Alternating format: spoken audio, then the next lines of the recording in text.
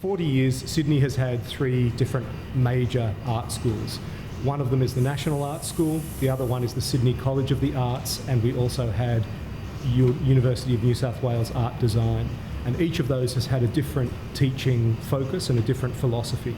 And each of them have been running strongly for that period. But about a year ago, the state government looked at merging the three into one school under the auspices of what it called a Centre of Excellence, which is a merger of those three art schools into one. Now, while it's called a Centre of Excellence, the problem is these schools already have excellent records, they're functioning well, and they each do something different from the other. And what it really means is a loss of that diversity to cut costs of education.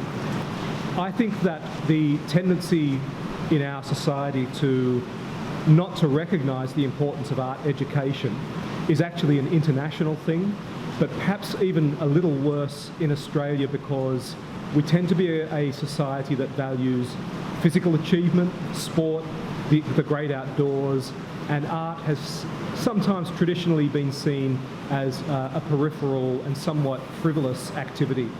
But every time that an Australian wins an Oscar, every time that an Australian makes it on the world stage in some cultural pursuit, we claim that and we love that, and we have to recognise that that comes out of art education. Against the merger because I think that it defines what art practice is by saying that we only need one school. There's not one way of learning, and I think all the schools agree that the diversity is essential, and I think that if we were to merge with all one school, we lose out on three different ways of thinking. What's exciting at the end of the year is going to all the undergraduate and postgraduate shows and seeing these three ways of thinking come together, and then you end up with something that's so diverse and it's lovely, and then that disseminates through the Sydney culture and New South Wales culture. And I find it infuriating that we'll have 5 universities, 5 business courses or science or computer science, and that's okay to have a whole heap of universities have that available, but we would only have one art school? Against, yeah. Imagine, so we have a small studio space upstairs on the 3rd floor, and we have a wall, and if everybody came here, 3,000 students, then we wouldn't have a studio space. Like, we wouldn't have enough space to even make work. Like, people are coming from a completely different background of learning art, you know. COFA is so conceptual, and it's so based on, we're not really going to teach you techniques necessarily unless you need to know them for safety. Because you choose where you want to go to art school, and each one has its positives and minuses. Yeah. We're basically marching today on principle to try and save the National Art School because it provides a method of teaching which is unique to National Art School. It's the only school left in Australia that teaches the atelier style, which is the studio style of teaching, one-on-one with practicing artists. There's also the fact that we support a lot of Aboriginal artists in their practice and in the change with them.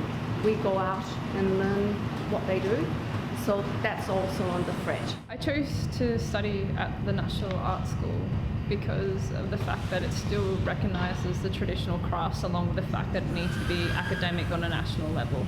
So that means that it gets the respect of a degree, but it still acknowledges the traditional practices that is the teaching of craft-based, because you need to learn the rules to know how to break them.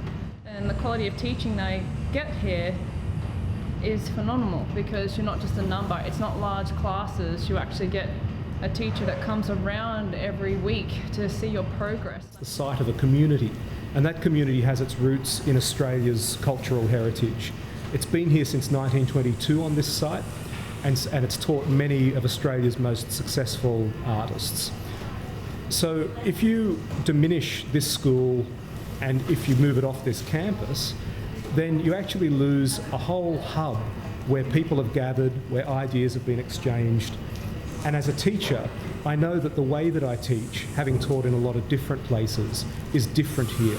I've got time to go into things and to build a foundation for students. I'm very passionate about keeping the National Art School independent and securing a long-term lease for us to stay on this site. People like Ken Unsworth, Margaret Olley, Martin Sharp, Fiona Hall have all studied here, and that's really amazing that we have such a rich heritage to draw upon, and we can't just say goodbye to that. We can't be kicked off the site. We can't move to some other site and study in small white cells. That's not going to work for us. Could use improvement. Yeah, it could, especially with funding. Yeah, I think the fact that it's being ignored and not being offered as much funding as it used to or should be able to get, considering that the art schools, not just COFA but other ones, like without them the cultural basis of Australian art culture and what we produce and what we create would be extremely limited. I think that the culture that we're living in and the direction that governments have taken over the last 20 to 30 years has been to try to get the private sector to pay for anything it can. The arts in particular have demonstrable outcomes for our society. People who study at art schools do go on to not only become artists, become filmmakers, become the people who we rely on for our cultural life. But it's somewhat harder to demonstrate the many pathways and the particular ways that an art education sets a person up to contribute to society. And if there isn't a big dollar sign attached to the achievements that people make in society, it does seem to be harder to actually, to prove to the government that this is something worth funding. Sydney and Australia, it's just not on the list of importance because our government at the moment is more conservative. They're not as focused in these areas. They don't think about it in the same way as other governments might. Yeah. People just weren't as interested in that. People don't think of it as important, but without it, so many industries die. We are as valuable as financial sector, as business, as any other sector, mining, whatever that you can think of in Australia, because without art, there is no culture. So that's fundamental to continuing to grow in Australia and to continuing to have a rich resource that people can draw upon to see our own history. If Sydney loses another art school, then we're down to one approach to art education in a city that calls itself an international city. And I think that can only have a really bad effect on our cultural life. It kills diversity and it kills imagination, actually. And I don't think business or anything gets by without a creative mind. I think we're linked more closely than what it's made out to be. Like, what, we want to make another hotel, we want to make another casino. That doesn't involve the community. The arts is for everyone and always has been. Basically, don't do it. Do not do this. It's very short-sighted. If it's a question of money, you're not saving any.